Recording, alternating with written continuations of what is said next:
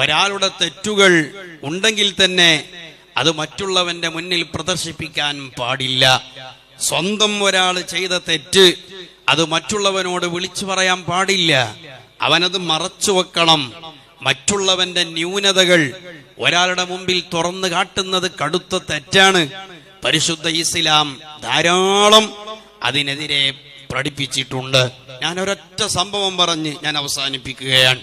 നമ്മൾ എഴുതുന്ന ഓരോ എഴുത്തുകളും, നമ്മൾ വിടുന്ന ഷെയർ ചെയ്യുന്ന ഓരോ വീഡിയോകളും, നമ്മൾ മരിച്ചാലും നാളെ നമുക്കെതിരെ തിരിയുന്ന ദിവസമുണ്ട്. നാളെ നമുക്കെതിരെ തിരിയുന്ന ദിവസമുണ്ട്. അല്ലാഹുവിനെ വിശ്വാസമുള്ളവർ മുഅ്മിനീങ്ങളാണോ, നബിതങ്ങളെ വിശ്വസിക്കുന്നവരാണോ, ഈ ദുന്യാവ് അത് അവന്റെ കൃഷിയിടമാണ്. ആഖിറത്തിലേക്കുള്ള അല്പവിശ്രമ കേന്ദ്രമാണ്. ദുന്യാവ് ശാശ്വത ജീവിക്കേണ്ട കേന്ദ്രമല്ല.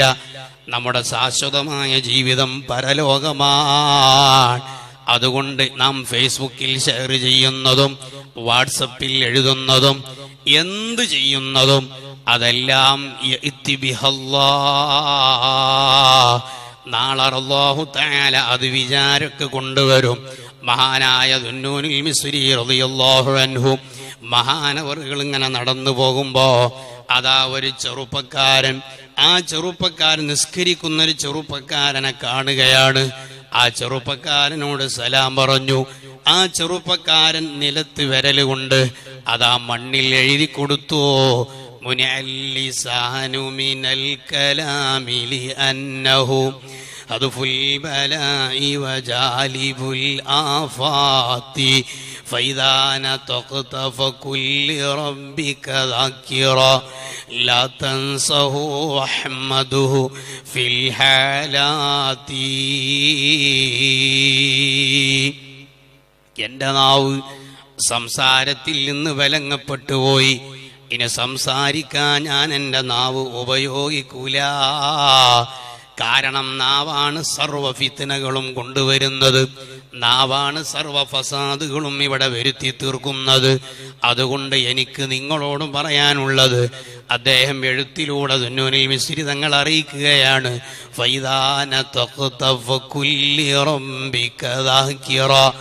നിങ്ങൾ സംസാരിക്കാൻ നാവെടുക്കുമ്പോ റബ്ബ് കാണുന്നുണ്ടെന്ന ബോധം വേണം, റബ്ബ് അറിയുന്നുണ്ടെന്ന ചിന്ത വേണം. അല്ലാഹുവിനെ സ്തുതിച്ച് സദാസമയവും ദിക്റിലായി നാവിനെ നീ ദിക്ർ കൊണ്ട് നനപ്പിച്ചോ എന്ന് എഴുതി കൊടുത്തപ്പോ ദുന്നൂനുൽ മിസ്രി റളിയല്ലാഹു അൻഹു അതങ്ങ് വായിച്ചപ്പോ അവിടത്തെ കൈകൊണ്ട് തിരിച്ച് 2 വരി അങ്ങ് എഴുതി കൊടുക്കുകയാണ്. വമാ മിൻ കാതിബിൻ ഇല്ലാ സയബ്ലാ വയുബ്ഖി ദഹ്റു മാ കതബത് യദാഹു ഫലാ തക്തുബ് ബികഫിക ഗൈറ ശൈഇ യസുറുക ഫിൽ ഖിയാമത്തി അൻ തറാഹു. എന്നാൽ നിങ്ങളും ഒരു കാര്യം മനസ്സിലാക്കണം, നാവിനെ നിയന്ത്രിച്ചാൽ മാത്രം രക്ഷപ്പെടൂല, എഴുതുന്നവനും ശ്രദ്ധിക്കണം. കാരണം എഴുതിയവൻ മരിച്ചാലും അവൻ എഴുതിയത് അത് കാലാകാലം ഇവിടെയുണ്ടാവും. ഫേസ്ബുക്കിൽ എന്ത് ഷെയർ ചെയ്തോ, യൂട്യൂബിൽ എന്ത് ഷെയർ ചെയ്തോ, വാട്സപ്പിൽ നീ എന്താണ് എഴുതിയിട്ടത്, അത് എഴുതിയിട്ട് നീ മരിച്ചാലും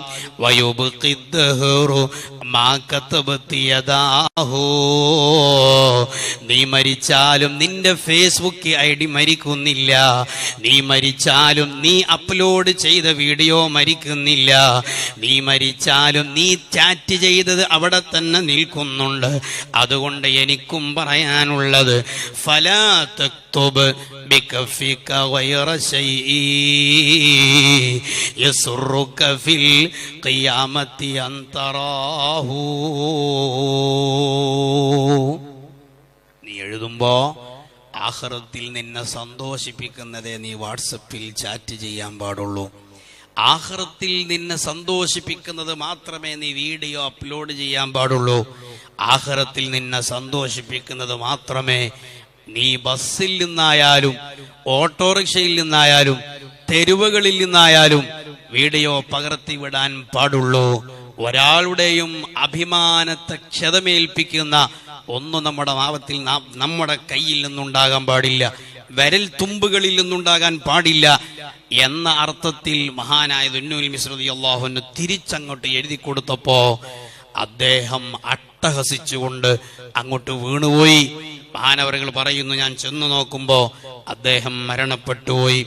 അപ്പോ ഞാൻ അദ്ദേഹത്തെ കുളിപ്പിക്കാനും ദഫന് ചെയ്യാനും എല്ലാം വേണ്ടി ഒരുങ്ങി നിന്നപ്പോ ഞാൻ ഒരു ശബ്ദം കേട്ടു, ദഅഹു, നിങ്ങൾ അയാളെ വിട്ടേക്കുക, അയാളെ കുളിപ്പിക്കാനും കഫൻ ചെയ്യാനും മറവ് ചെയ്യാനും അതിനൊക്കെ ആളുകളുണ്ട് എന്ന് പറഞ്ഞു.